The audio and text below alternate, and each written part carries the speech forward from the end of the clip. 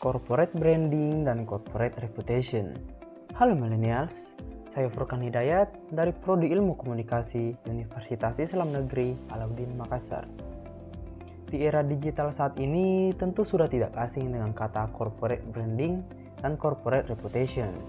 Branding merupakan salah satu istilah yang merujuk pada aktivitas untuk membuat seseorang atau sebuah perusahaan dikenal oleh masyarakat luas.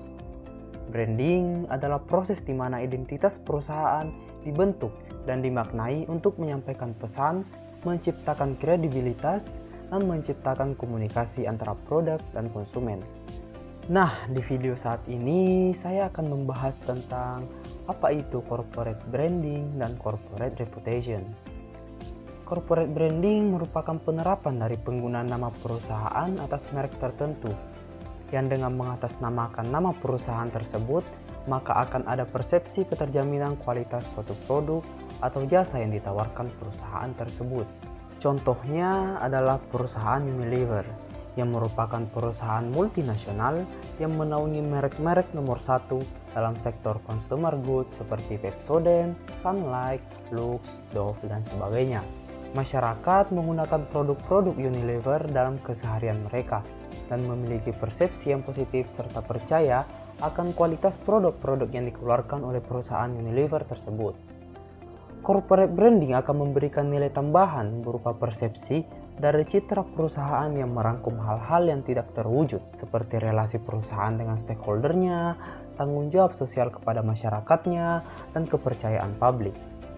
Tujuan dari corporate branding sendiri ialah menghadirkan nama perusahaan agar diketahui, dilihat berbeda, serta terpercaya di mata konsumen, memfasilitasi ikatan antara pembeli dan pemasok, menggambarkan manfaat yang ditawarkan untuk pembeli, dan mewujudkan sistem korporasi.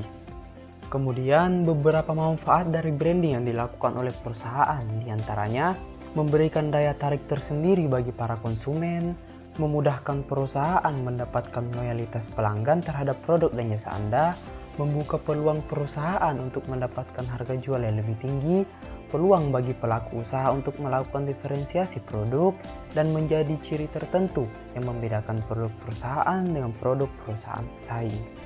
Nah, selanjutnya corporate reputation.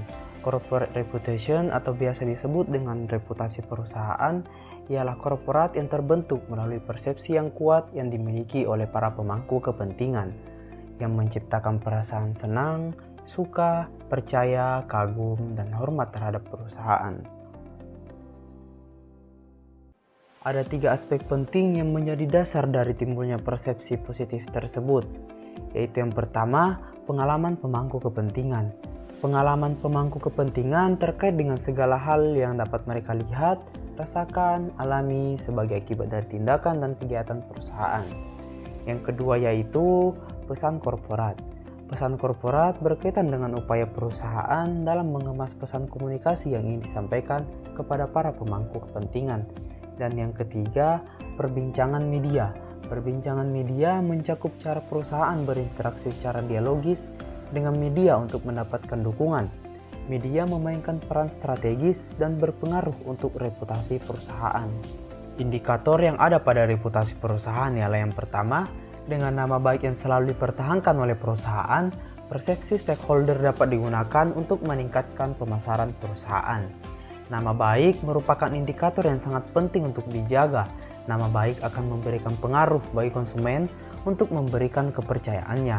Yang kedua, perusahaan harus menjadi perusahaan yang kuat dan memiliki nilai lebih agar memiliki keunggulan yang tidak dimiliki perusahaan lain. Yang ketiga, dengan dikenal luas oleh khalayak, menampilkan sejauh mana perusahaan telah berhasil memperkenalkan produknya. Dan yang keempat, memiliki ingatan yang baik pada perusahaan. Nama perusahaan yang mudah diingat akan berpengaruh bagi khalayak untuk dapat menemukan perusahaan tersebut.